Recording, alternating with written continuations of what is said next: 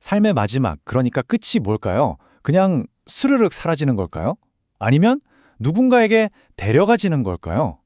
오늘은 바로 이 두 가지 생각, 사라지는 것과 데려가지는 것, 이 상반된 개념을 가지고 삶의 끝에 대한 정말 놀라운 이야기를 한번 파헤쳐 보려고 합니다. 아마 이 말 들어보셨을 거예요. 노병은 죽지 않는다. 다만 사라질 뿐이다. 바로 메가더 장군이 한 유명한 말이죠. 인생의 마지막을 뭐랄까 서서히 힘을 잃고 조용히 무대 뒤로 퇴장하는 모습으로 그린 건데요. 사실 많은 사람들이 죽음을 비슷하게 생각하는 것 같아요. 자, 그런데 말이죠. 만약에 아주 오래된 이야기 속에서 이 사라지는 것과는 완전히 다른 또 다른 선택지가 있다고 한다면 어떠실 것 같으세요? 바로 이게 오늘 우리가 파고들 질문의 핵심입니다. 그 오래된 이야기는 바로 성경 창세기 5장에 나옵니다. 에이, 성경 하고 딱딱하게 생각하실 필요 없어요.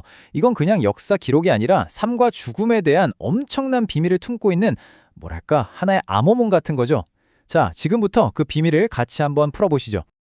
근데 솔직히 말해서 이걸 처음 딱 보면요, 좀 지루해요. 아담이 누구를 낳고 그 아들은 또 몇 살에 누구를 낳고 그냥 이름이랑 나이만 끝도 없이 나오는 그런 족보거든요. 그런데 말이죠. 이 지루해 보이는 목록을 계속 읽다 보면 이상한 점을 발견하게 됩니다. 뭔가 끈질기고 아주 엄숙하게 반복되는 패턴이 있거든요. 바로 죽음의 리듬이라고 할 수 있겠네요. 이 리듬의 시작은 바로 첫사람, 아담입니다. 무려 930년. 정말 어마어마하게 오래 살았죠? 하지만 결론은 딱 한 문장으로 끝납니다. 그리고 그가 죽었다. 그의 아들 셋도 똑같아요. 922년을 살았고, 네, 그 역시 죽었습니다. 이 그리고 죽었다는 말이 진짜 주문처럼 계속해서 반복돼요. 게난 마할랄레 야렛 이름은 계속 바뀌는데 결론은 늘 똑같아요. 예외가 없어요. 읽다 보면 이 족보가 마치 죽음의 행진곡처럼 들리기 시작합니다. 누구도 이 운명에서 벗어날 수 없다는 걸 계속해서 보여주는 거죠. 사실 이 죽음의 행진에는 아주 중요한 배경이 깔려 있어요. 창세기 앞부분을 보면 두 가지 약속이 충돌하거든요. 신은 너는 반드시 죽을 것이다 라고 경고했고, 사탄은 아니 절대 안 죽어 라고 속삭였죠. 이 창세기 5장은 말이죠. 결국 누구의 말이 진짜였는지를 아주 냉정하게 증명해 보이는 기록인 셈입니다. 이 패턴의 끝판왕이 등장합니다. 바로 969.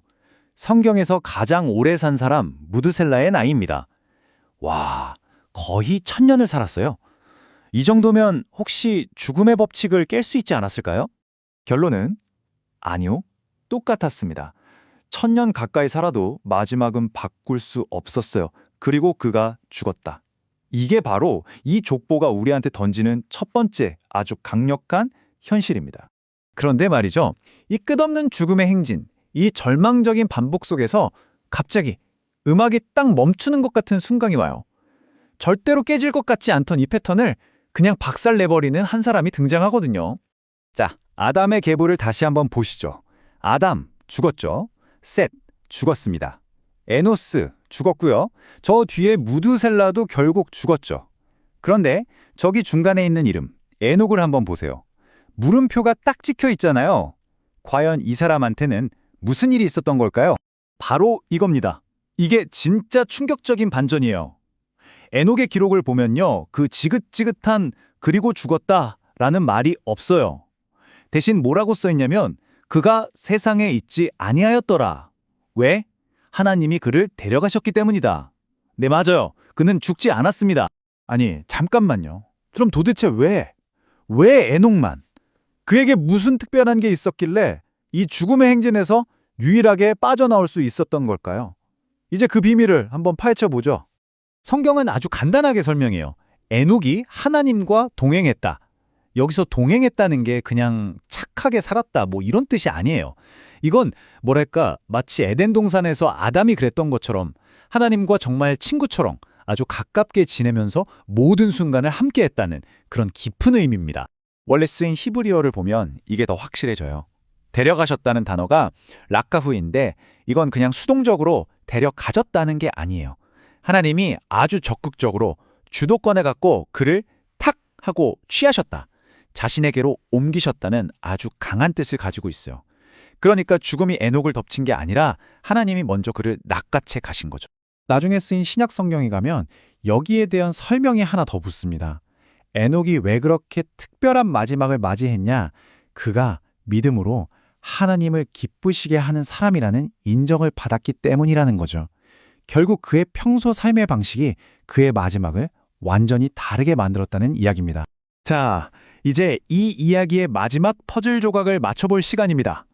에녹의 이야기는 그냥 와, 신기하다 하고 끝나는 특이한 사건이 아니에요. 이건 사실 훨씬 더 큰 희망의 이야기를 가리키는 아주 중요한 표지판 같은 겁니다. 저는 이 비유가 참 멋진 것 같아요. 에녹의 경험은 말이죠. 죄 때문에 생겨난 죽음이라는 아주 단단하고 높은 벽에 생긴 첫 번째 균열 같은 거예요. 이 작은 틈으로 빛이 새어 들어오면서 우리는 죽음이 끝이 아닐 수도 있겠구나. 저 벽이 무너질 수도 있겠구나 하는 걸 처음으로 엿보게 된 거죠. 자, 그럼 이 모든 걸 한번 정리해 볼까요? 거대한 희망의 그림이 이렇게 그려집니다. 첫째, 우리는 죽음의 행진이라는 냉혹한 현실에 부딪힙니다. 이건 죄의 결과죠.